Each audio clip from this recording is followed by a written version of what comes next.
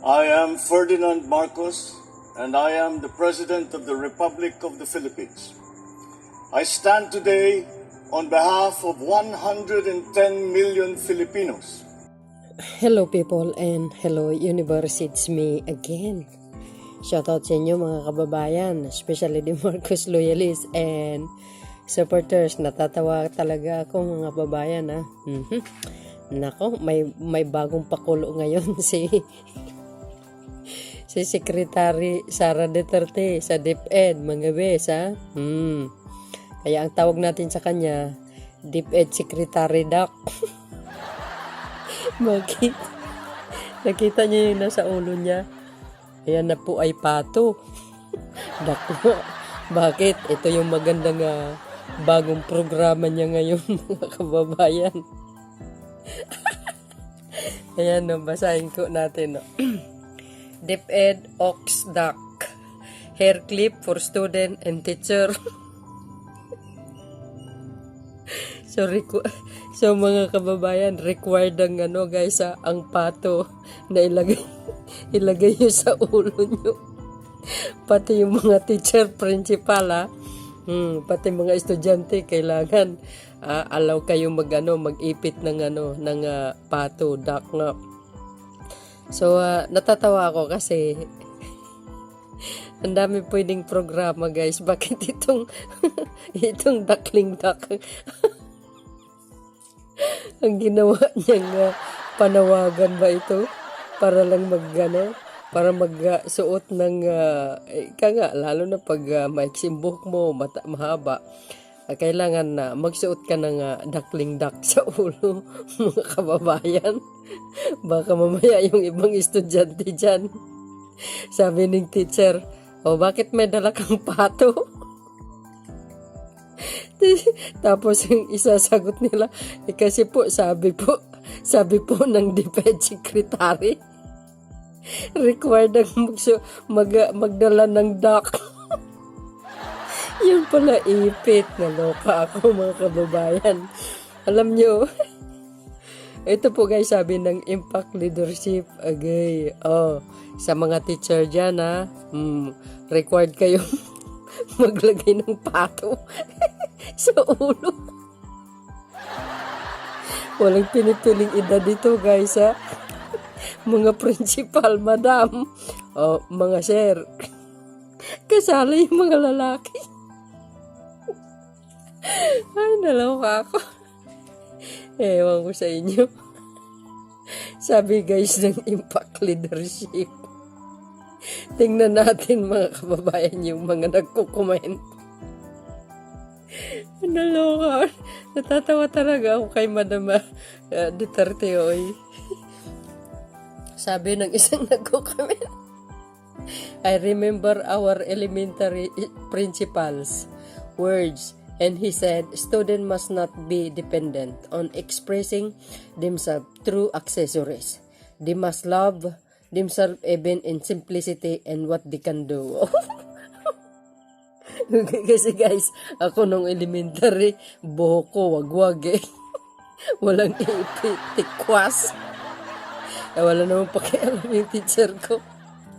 Ang importante, healthy ako. Tapos sabi pa dito mga kababayan, walang papatunguhan ng edukasyon ng Pilipino basta inuuna yung tagong layunin ng nanunungkulang nito ang nagpakapal mukha na lang para masunod lang yung pagkasugapa niya sa kapangyarihan at kasikiman sa yaman. Agay, paktay tayo dayo. Sabi sa laki ng budget ng DepEd nitong 2024, malaking magagawan yan sa ikot ni BP DepEd Secretary sa buong Pilipinas para tagong mangampanya preparasyon niya sa presidential election 2028. Nako guys, napansin siya ng mga netizen. Ayan, tuloy. Ano kasi pinagagawa mo, Madam Auring? Apakalaking tulong po sa mga guro, sobra. Ito ba kayo sa biggest accomplishment niya sa DepEd? ang hair clip duck. Ala kayo mga bes. Oh, I wonder what she intends to do to improve the state of literacy in our country, because this is certainly not going to contribute anything to that goal. Agay, paktay tayo. Ala kayo. Hindi katakatakang maraming mangmang mangmang na mag-aral. Sapagkat utak biya rin ang kalhim ng edukasyon.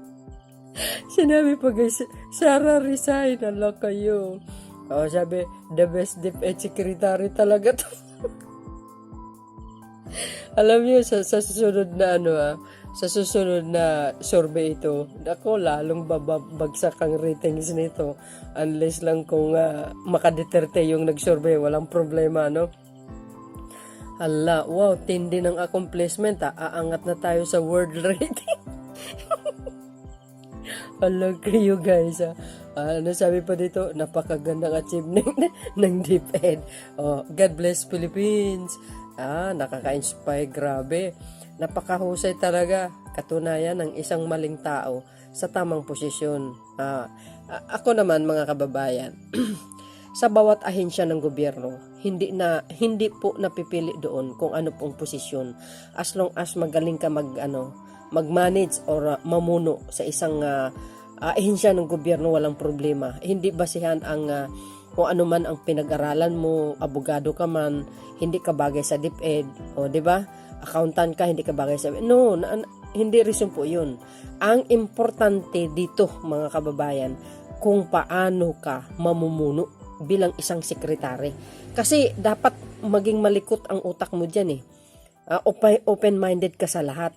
Ika nga, magkaroon ka dapat ng diskarte, mga idea na dapat talagang makapagbigay aral sa mga estudyante. Ika nga, parang si Pangulong Marcos Jr., marami siyang idea kung paano solusyonin ang problema ng Pilipinas. Matagal ng daming problema eh. Kaya ang ginagawa ng Pangulo ngayon is talagang ika nga, tatapalan niya. Ika nga, aayusin niya yung mga gusot. Ika nga, hindi man 100% kasi 6 years lang, pero kahit papaano na nagawa niya yung kanyang tungkulin bilang Pangulo ng Pilipinas. At ganun dapat si BP Sara, 'di ba? Bilang sekretary ng DepEd, maraming kaparaanan mga kababayan kung paano mo kung paano ka maglikha upang mabigyan ng sapat na aral itong mga estudyante na ika nga mayroon silang aral na natutunan sa iyong panunungkulin. Marami guys, marami, as in marami. Si Madam Sara kasi dapat ang natupag niya, iikot siya dapat sa Luzon, Visayas, Mindanao. Titingnan niya muna yung mga school na kailangan ng tulong ng isang barangay, kailangan ng tulong ng isang region, 'di ba? Dapat ganoon ba? Ika nga mag-ikot siya ng ikot sa buong region. Dapat alamin niya kung ano bang problema ng isang region sa bawat eskwelahan. 'Di ba? Doon siya dapat focus eh. Yung problema sa loob ng school, ano bang dapat gawin, ano bang dapat madagdag na patakaran para mapaayos yung ang kaalaman at katalinuhan ng mga bata. Marami dapat bagay, no, mga paraan para madagdagan ang kaalaman at katalinuhan ng mga estudyante. No, well, dito sa DAC na ito, parang hindi yata maganda para sa akin, ano. Hindi mo naman pwedeng i-require yan sa Luzon, Visayas at Mindanao because mga nanay, alam nila yung paano ayusin yung mga anak nila, no, 'di ba? At mga teachers din, may kanya-kanyang style, yes. Pero kung i-required mo itong pato, ilagay mo sa ulo, medyo hindi yata maganda. Naloka ako kay Madam. Sabi dito, tawa, ayun, nabas tuloy siya ng mga netizeno. Salamat, Sara, nabi. Agay, galing magpatawa na to. Nakakabuisit na, agay, luki, achievement, cute. Nyan, te. Big impact, grabe. Nako, that's how profound she is. What an accomplishment. The only accomplishment she has ever accomplished. Ang place, ayan. Solid ang talino. Ago, wow. So yun guys, kumbaga mahaba ito. Kayo mga kababayan, anong kapalagayan nyo kay madam? Required ang duck sa ulo. Hindi natin alam kung ito ba'y sinadya niya o patawa lang. Mahirap na no? So dahil dyan, no, DepEd Ox Duck Hair Clip for student and teachers. Aba, kasali ang mga lalaki dito. So, yun lang aking masasabi dito mga kababayan. Ang isang pinuno, no? Kung ano ang strategiya mo o diskarte mo bilang isang sekretary ng isang ahensya ng gobyerno. Alam nyo guys, madadala mo yan pag ikaw ay nasa higher position. Kasi gumagana ang utak mo. Ika nga, palawakin mo sa mga bagay na dapat matutunan ng mga kabataan. 'Di ba? Lalo na mga mag-aaral. Yung dagdag kaalaman nila, dagdag talino, para kahit papano, umalis ka man sa iyong pwesto, hindi ka nila makakalimutan. Ika nga, may remembrance ka. Sasabihin nila, itong pinakamagaling na sekretary ng DepEd. Si ganito. Parang ganun, no? So, anyway, guys, ako natatawa lang talaga dito kay madam. So, ito pa mga kababayan, no? Wow, ha? Natatawa ko. Kita nyo yan? Agoy. Oops. Di ba? Wow.